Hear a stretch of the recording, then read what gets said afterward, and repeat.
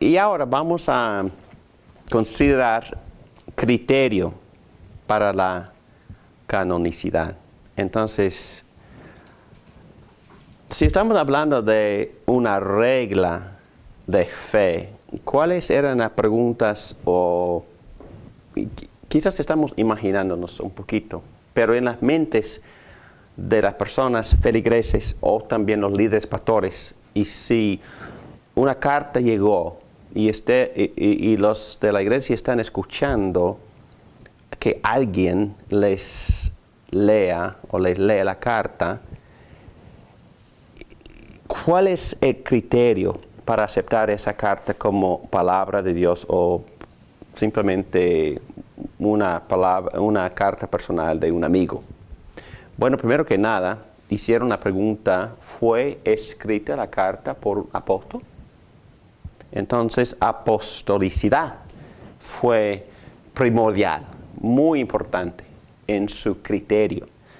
Y se puede nombrar varias cartas. ¿Cuáles de los 4 evangelios, por ejemplo, fueron escritos por un apóstol? Mateo, Juan Juan y Juan, no más. Mateo y Juan. Y son apóstoles, ¿por qué? estuvieron con Jesús. Estuvieron con Jesús por 3 años. Y vamos a leer aquí abajo algunas de las marcas de un apóstol, porque tiene una definición bien concisa, bien definida. Pero, ¿qué de los demás? Por ejemplo, querían saber si el autor del libro fue socio o colega, o fue discipulado, o representante. Y por eso el nombre de Lucas surge. Y Lucas, ¿cuáles de los libros del Nuevo Testamento escribió Lucas? San Lucas. Lucas, el Evangelio de Lucas y Hechos. Y son libros largos. Entonces, él escribió bastantito del Nuevo Testamento y no era uno de los 12 originales que pasaron 3 años con Jesucristo. Pero sí pasó muchísimo tiempo con un apóstol. ¿Quién era? Pablo. Viajaba con Pablo. Fue discipulado por Pablo. Y es más, fue un erudito, un historiador, un autor. Además, fue un médico. Un hombre altamente educado, sofisticado. Y sus escritos muestran su educación. Tiene un griego altísimo. Tiene una gramática muy, muy concisa y formal. Tiene un vocabulario impresionante. Y tiene un estilo de escribir que todo el mundo admira. Es un hombre muy, muy educado, muy preparado.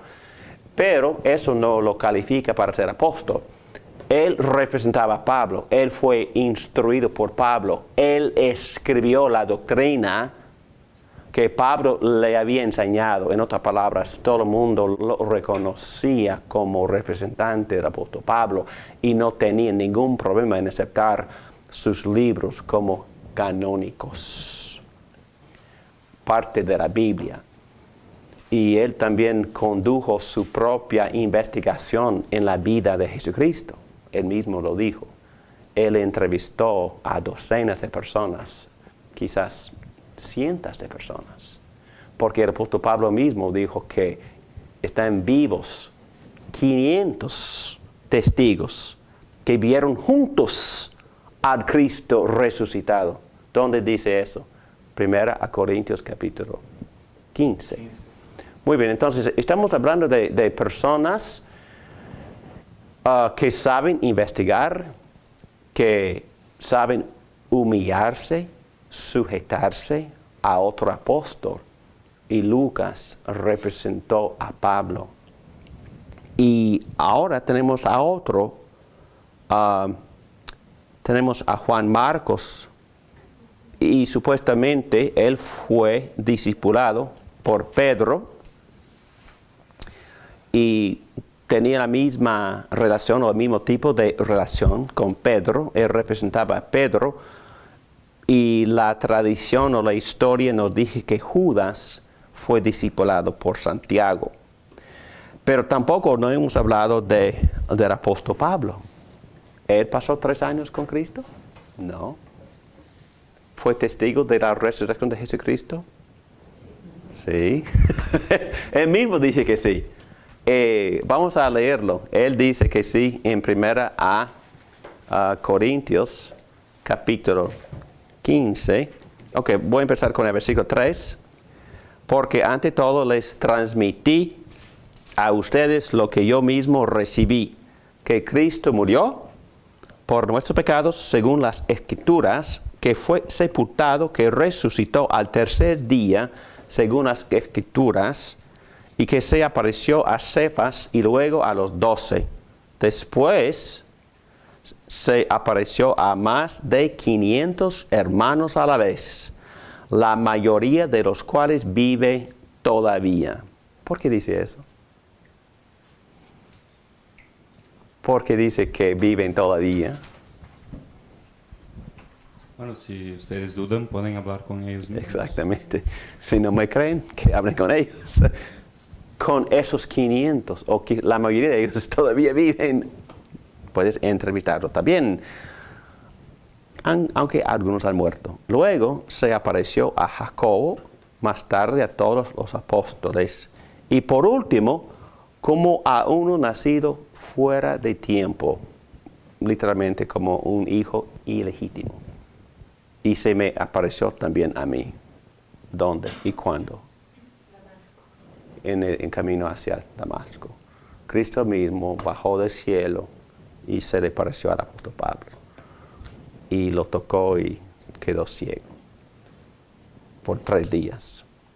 Entonces, una apariencia totalmente especial, particular, del Cristo resucitado a este hombre que Cristo mismo había elegido como hombre muy especial, al cual Cristo mismo iba a revelar una visión completa de quién es Jesucristo y su plan de salvación. Y Pablo, voy a enseñar esos textos que enseñan todo esto al ratito, porque esto para mí es muy importante y me convence y me quita cualquier duda que tenía. Yo también dudaba. Pero Pablo, ¿qué parte de la Biblia escribió Pablo? 13 cartas. Casi la mitad del Nuevo Testamento fue escrito por un hombre que no pasó 3 años con Jesucristo. Literalmente caminando aquí en la tierra.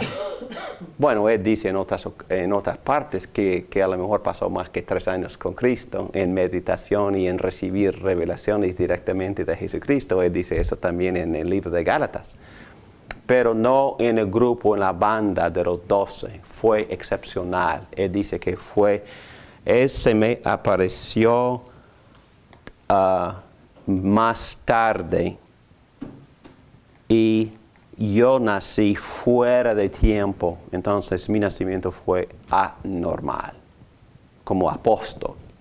Fue anormal. Y para usar la palabra brusco y grosera, es bastardo. Es lo que él está diciendo de sí mismo. Es que nací, pero no como los demás nacieron. Ok. Y vamos a buscar primero, aquí tenemos Hechos 1. En el primer día, relato que escribí. ¿Quién está escribiendo?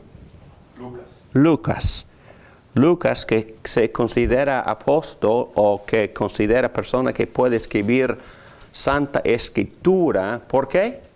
Porque es compañero y socio de Pablo. Y vamos a ver en otros textos en el cual Pablo dice lo que Lucas escribe es escritura. Pablo mismo reconoce que Lucas escribe Biblia. Y voy a enseñar ese texto. Por aquí estamos estableciendo otra cosa, que los apóstoles tuvieron que pasar 3 años con Jesucristo. Dice aquí, Teófilo, quizás es una persona griega, trató de todo lo que Jesús comenzó a hacer y a enseñar, hasta el día en que fue recibido arriba, después de que por el Espíritu Santo había dado instrucciones a los apóstoles que había escogido. A esos también, después de su padecimiento, se presentó vivo con muchas pruebas convincentes, apareciéndoseles durante 40 días y hablándoles de lo concerniente al reino de Dios. Entonces, estas experiencias califican a estos como Mateo y Juan como apóstoles. También eran testigos de la resurrección de Jesucristo, según Lucas. También eran o fueron comisionados directamente por Jesucristo. Es decir, Cristo los envió y al final de cada uno de los 4 evangelios, Cristo comisiona a los apóstoles. ¿A qué? A ir predicando la palabra. Pero para poder incluir a Pablo, vamos a ver. Vamos a buscar la carta que Pablo mismo escribió, que se llama Gálatas.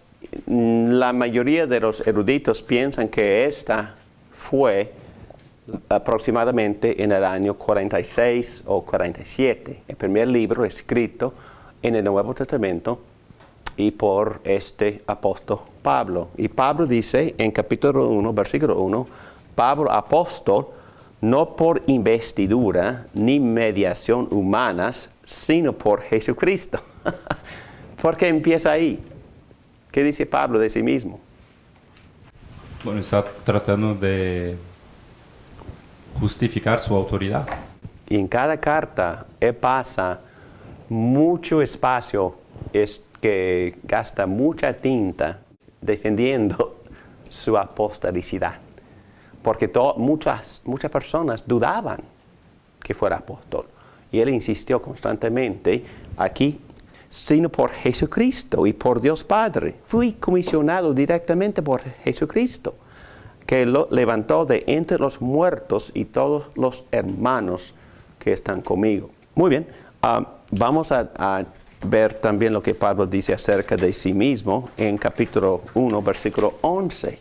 Dice, quiero que sepan, hermanos, que el evangelio que yo predico no es invención humana. No lo recibí, ni lo aprendí de ningún ser humano, sino que me llegó por revelación de Jesucristo. ¿Qué está afirmando Pablo aquí? Todo lo que enseña, todo lo que él escribe, es producto de una revelación que él recibió directamente ¿de quién? De Jesucristo. Jesús me dijo esto, en otras palabras. Jesús compartió conmigo todo lo que estoy escribiéndoles acerca de la justificación por fe, más nada. Y ese es el tema de esta carta. Pablo está diciendo que cuando yo predico que la salvación es por pura fe y no por obras, ni por circuncisión, ni por obedecer las leyes ceremoniales de Moisés, estoy diciéndoles que Cristo mismo me dijo esto. Soy apóstol, Cristo me llamó, Cristo me apareció y Cristo me envió, me comisionó. Y Cristo directamente me dijo exactamente lo que les estoy transmitiendo. Wow, afirmaciones muy fuertes. Si yo diría eso, how can he get away with it? Porque la iglesia aceptó este argumento. Vamos a ir allá. Porque hay otro factor. Vamos a brincar aquí en página 126 y subir otra vez a los demás textos. Número 6, confirmado por otros apóstoles. ¿Ok?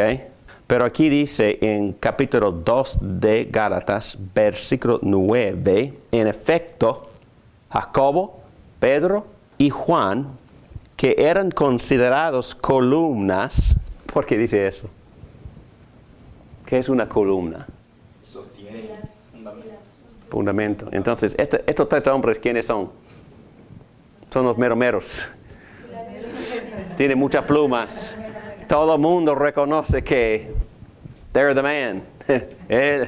Pedro, él es el hombre. Ok, y Jacobo y Juan, todo el mundo reconoce que son apóstoles. Ok, pero que dice, en efecto, Jacobo, Pedro y Juan, que eran considerados columnas, al reconocer la gracia que yo había recibido, está hablando de una gracia en particular. ¿Cuál gracia? La aparición de Cristo y gracia de ser llamado apóstol. Nos dieron esas tres columnas, nos dieron la mano. ¿La mano de qué? Aprobaron. La mano de aprobación como apóstoles. Juan, Jacobo y Pedro nos aprobaron como apóstoles. Está hablando de Bernabé también. Y a mí, en señal de compañerismo. De modo que nosotros fuéramos, es decir, fuéramos enviados a los gentiles y ellos a los judíos. Entonces fueron comisionados a predicar el evangelio a todas las naciones, menos los judíos. Entonces así el evangelio empezó a expandir a todas las partes del mundo por los esfuerzos de este apóstol Pablo y Bernabé. Solo nos pidieron que nos acordáramos de los pobres, y eso es precisamente lo que he venido haciendo con esmero. En otras palabras, otro criterio para que la iglesia aceptara un libro escrito como palabra de Dios tuvo que ser escrito por un apóstol. Y lo que Jacobo y Juan y Pedro hicieron fue sumamente importante porque ellos usaron su autoridad como apóstoles para confirmar que Pablo también era apóstol. Y también vamos a ver que Pablo, como apóstol, él confirmó en esta sección aquí, Bernabé no escribió ningún libro, a Lucas. Y aquí, muy importante, vamos a subir al número 5, asociado de un apóstol, el cual enseña el mensaje del apóstol, 1 Timoteo, capítulo 5, versículo 18, porque la escritura, Pablo está refiriéndose a alguna parte del Nuevo Testamento llamada escritura. No pondrás bozal al buey cuando trilla, y el obrero es digno, esta parte, de su salario. Entonces, ¿de dónde viene esa escritura? Pablo dice que es escritura, pero ¿de dónde? Lucas capítulo 10, versículo 7. ¿Y quién escribió ese versículo? Lucas. Y Pablo está diciendo con claridad de que lo que Lucas escribió es escritura. ¡Wow! Entonces Pablo está haciendo exactamente lo mismo que Pedro y Santiago y Jacobo habían hecho por él. Él está confirmando, afirmando que Lucas también escribe Biblia. Lucas escribe escritura. Y esa palabra escritura, gramata en griego, es una palabra muy, muy técnica que se refiere a los escritos sagrados, inspirados por Dios. Y también Pedro lo hace en forma escrita, y tenemos que buscar el texto, segunda de Pedro 3:16.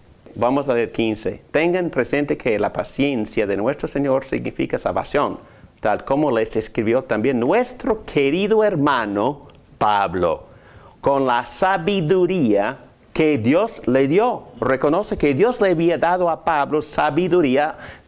En todas sus cartas se refiere a estos mismos temas. Hay en ellas algunos puntos difíciles de entender. Yo también encuentro algunos puntos de Pablo un poco difíciles para entender.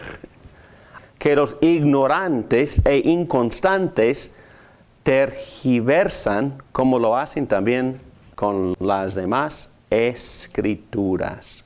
Entonces, Pedro está llamándole a lo que Pablo escribe gramata. o grafé, escritura. Pedro reconoce que Pablo es apóstol.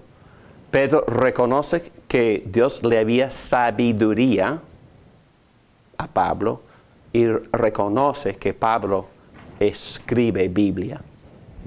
Y él dice que Pablo también es apóstol. Muy bien, número 3, el hecho de que la iglesia continúa aceptando estos libros, no cuestionándolos, es bastante evidencia y un buen criterio para poder reconocer los libros como inspirados de Dios. Poder también es otra característica, otro criterio. ¿Tuvo lo escrito una influencia transformadora en la vida de las iglesias? Poder profético y sentimiento religioso. En otras palabras, no todas las poesías tienen ese carácter. No todas las narrativas tienen ese carácter. No todas las parábolas tienen ese carácter. No todas las... estoy hablando de ciertos libros que no fueron aceptados porque en esos libros eran fantasías y cosas sensacionales acerca de Jesucristo. Entonces tenían a Cristo haciendo milagros nada más en forma de juego para entretenerse y entretener a otros. Y Cristo jamás hizo eso. Entonces la iglesia es basura. Y ni consideraron esos libros. Y por eso la característica o el criterio es que esta literatura en verdad lleva autoridad y voz de Dios, y esta literatura es poderosa para transformar mi vida. Entonces ellos estaban buscando todo eso, y cuando encontraron inspiración, o es decir, evidencia de la presencia y de la influencia de Dios a través de lo escrito, aceptaron ese libro. Si no, ok. Los niños pueden leerlo después de la escuela, está bien, para entretenerse, pero no es palabra inspirada por Dios. Entonces, cuando consideramos los libros apócrifos que son incluidos en la Biblia de la Iglesia Católica Romana, y aquí está en página 127 una lista de esos libros, es que no es necesario criticar estos libros, porque algunos de estos libros son buenos libros. Los libros de los Macabeos, por ejemplo, contienen en algunas partes muy buena historia, y estos libros animan a los judíos. Pero la iglesia nunca los consideró con este criterio.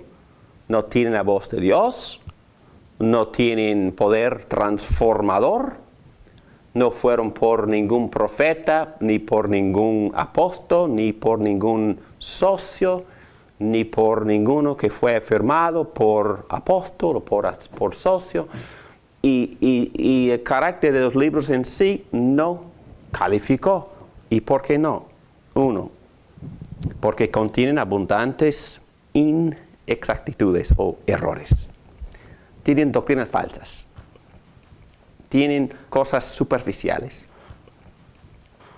Les faltan los elementos distintos que dan el carácter divino a las escrituras genuinas, tales como el poder profético y el sentimiento poético y religioso. Testimonios históricos para su exclusión.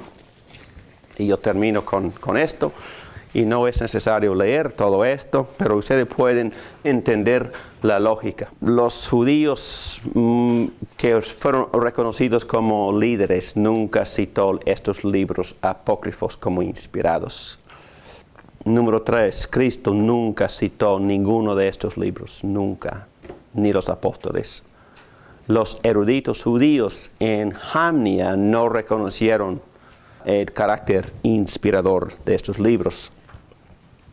Por casi 4 siglos, ningún canon o concilio de la Iglesia cristiana reconoció los libros apócrifos como inspirados. Muchos de los principales padres de la iglesia primitiva hablaron en contra de los libros apócrifos. Jerónimo, otro padre de la iglesia, no aceptó, diciendo que no aplican o no enseñan ninguna doctrina. Muchos eruditos católicos romanos rechazaron los libros apócrifos hasta y durante el periodo de la Reforma. Lutero y los reformadores rechazaron la canonicidad de los libros apócrifos. Entonces no fue hasta el concilio en 1546 contra la Reforma de Trento que los libros apócrifos fueron aceptados como parte del canon por la Iglesia Católica Romana.